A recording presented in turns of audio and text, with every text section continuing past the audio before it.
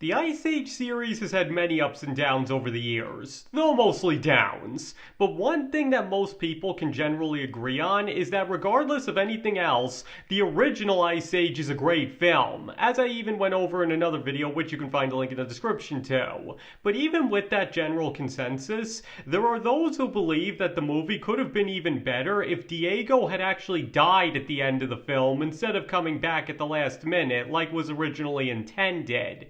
And today, I would like to see if there is actually something to that argument. Would Ice Age have been a better movie if Diego hadn't come back at the end? And needless to say, there will be even more spoilers for Ice Age ahead. So in case you don't want anything else ruined, you should probably click off the video. You have been warned. Okay, so just for those of you who don't know, yes, Diego was indeed supposed to actually die after taking the blow for Manny at the end of the movie and not make a reappearance after his death scene. In fact, the whole ending after they returned the baby was meant to be completely different, with Sid and Manny going on to reunite with the rest of the migrating animals and have a much more definitive conclusion overall.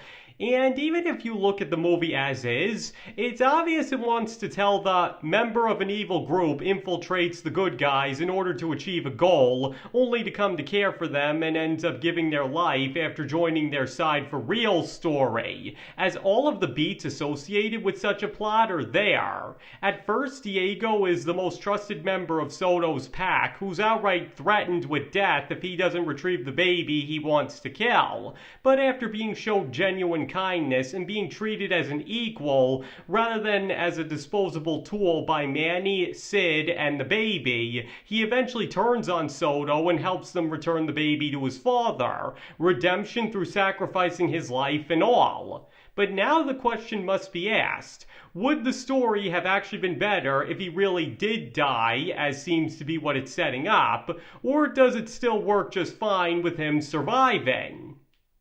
And on the one hand, one can't almost help but think that there wasn't much point to him surviving, since the sequels didn't really seem to know what to do with his character. And as I spoke about at length in another video, which you can also find a link in the description to, wasting the potential of Diego's character was probably one of the worst mistakes the sequels made overall, because as long as they had him live, they shouldn't have let it go to waste. But at the same time, it's not as if he's an unwelcome presence in the sequels like certain characters who would be introduced later on were. It was just that he specifically felt underused. And as I even brought up in the aforementioned video, one of the only times his past is really mentioned at all is when he tells Shira in Continental Drift that he chose to leave his pack, and that he got something much better in its place. People who actually care and look out for him.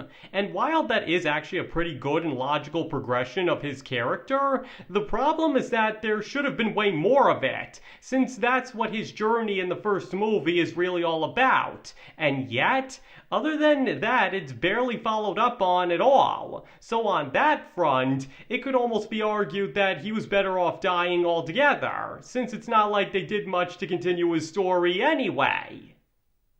But let's be real here. This is a children's movie where a character who starts out as a bad guy comes to regret his choices, apologizes for his behavior, and actively teams up with the good guys and his former enemies in order to defeat the villain. There is no way they could have let him die under those circumstances, especially with such a heart-wrenching death scene on top of that. In fact, Dennis Leary, who voices Diego, even warned the writers that they shouldn't kill Diego off because it would leave the children devastated. And sure enough, at test screenings, every single child ended up bawling their eyes out over Diego's death, essentially forcing them to change it so that he ends up surviving. So knowing that, most would say they made the right call for that reason alone. There are quite a few things you shouldn't do in a film aimed at children, and cruelly killing a character without any kind of silver lining for said character is most definitely one of them. But even apart from the fact that this is a kids' movie, even if that's still one of the biggest factors to be considered, I would still say, even from an objective standpoint, that it doesn't ruin the movie that he survives and that the intended story still works. Especially because even if he doesn't actually die, the fact that he was willing to die for his friends and nearly does so is more than enough to justify his redemption and get the intended point across. Though one particularly notable argument made by many who think that he should have died is that he was obviously a goner, so the fact that he ends up living doesn't make sense. But I personally disagree, mainly because it's hard to tell what exactly his fatal injury even is. I mean, since this is a kids' movie, there can obviously be no blood or gory details, and because of that it's a bit hard to tell what exactly Soto did to Diego and why exactly he's dying. Is it meant to be blood loss? A lack of oxygen from his throat being ripped open? Though, from the way Manny and Sid react to it, as well as how Soto earlier explained that he intended on slashing Manny's throat, and that's exactly where Diego seems to be hurt, it can be assumed that that's what Soto did. But without being able to see anything, it's hard to tell. And because of that, it can frankly be argued that his injuries weren't nearly as bad as the characters thought, and that's why he survived. Now obviously that wasn't the intention at all, as once again, the ambiguity of his injury is solely because this is a kids' movie, but it's still something worth noting. But even if you disagree with that, and that's absolutely fine if you do, another reason why his surviving at the end works is because it arguably ties in better to the theme of the movie. Because as I got into in another video, which you can also find a link in the description too, Ice Age is about three outcasts who have every reason to be mad at the world for the position they're in and take it out on others, but ultimately decide to still be good people anyway by bringing a baby back to his father at the risk of their own lives.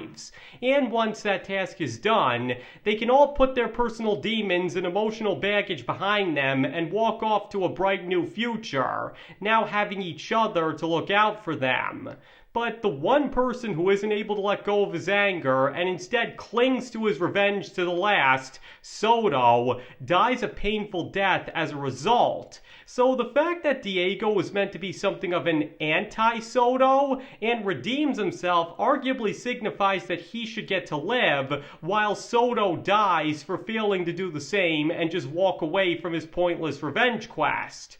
Now obviously that's a point that can be heavily debated, but no matter how you look at it, that theme does seem to suggest that Diego should live because Soto dies for not doing exactly what he did.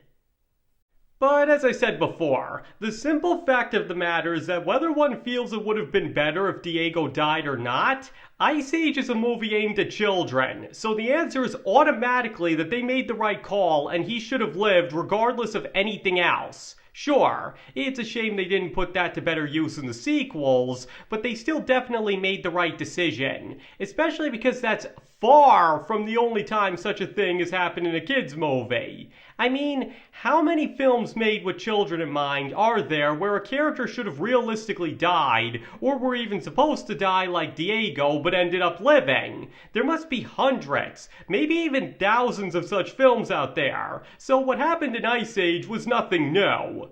Even Don Bluth, who was infamous for making some of the darkest kids' movies ever, said that a happy ending was an absolute must for stories intended for such an audience.